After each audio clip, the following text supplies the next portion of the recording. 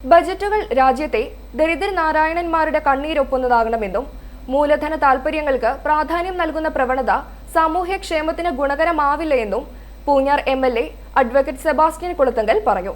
അരുവുത്തറ Saint George's കോളേജിൽ self finance B Com വിഭാഗത്തിന്റെ ആഭിമുഖ്യത്തിൽ സംഘടിപ്പിച്ച ബജറ്റ് സംവാദ പരിപാടി ഉദ്ഘാടനം ചെയ്ത് സംസാരിക്കുകയായിരുന്നു അദ്ദേഹം. രാജ്യത്തിന്റെ പ്രതിശീർഷ വരുമാനം വർദ്ധിച്ചുവെന്ന് അവകാശപ്പെടുമ്പോഴും രാജ്യത്തെ പൗരന്മാരുടെ ആളോഹരി വരുമാനം കുത്തനെ ഇടിയുന്നത് എന്തുകൊണ്ടാണെന്നും അദ്ദേഹം ചോദിച്ചു. ചടങ്ങിൽ college manager father Mathew Chandrankunnel അധ്യക്ഷത വഹിച്ചു. ബജറ്റുകൾ ഗവൺമെന്റുകളുടെ സുതാര്യമായ വരവ് ചെലവ് കണക്കുകളുടെ അവതരണത്തിനപ്പുറം ഇവർ പ്രതിനിധീകരിക്കുന്ന ആശയങ്ങളുടെയും വീക്ഷണങ്ങളുടെയും പ്രകാശനവുമായിരിക്കുമെന്നും അദ്ദേഹം പറഞ്ഞു. രാജ്യത്തെ മുഴുവൻ ജനങ്ങളെയും തൃപ്തിപ്പെടുത്തിക്കൊണ്ട് ബജറ്റുകൾ അവതരിപ്പിക്കാനാവില്ല. ഈ വർഷത്തെ കേന്ദ്ര ബജറ്റിൽ കേരളത്തിന് അനുകൂലമായ ചില ഘടകങ്ങളുണ്ടെന്നും അദ്ദേഹം പറഞ്ഞു.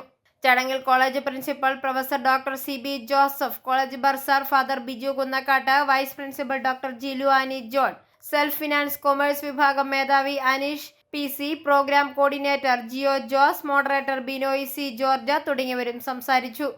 തിരഞ്ഞെടുക്കപ്പെട്ട 20 വിദ്യാർത്ഥികളാണ് ബജറ്റ് സംവാദത്തിൽ പങ്കെടുത്തത്. 200ഓളം വിദ്യാർത്ഥികൾ സംവാദ സദസ്സിൽ സന്നിഹിതരായിരുന്നു. ഐഫോറിയ ന്യൂസ്, പാല.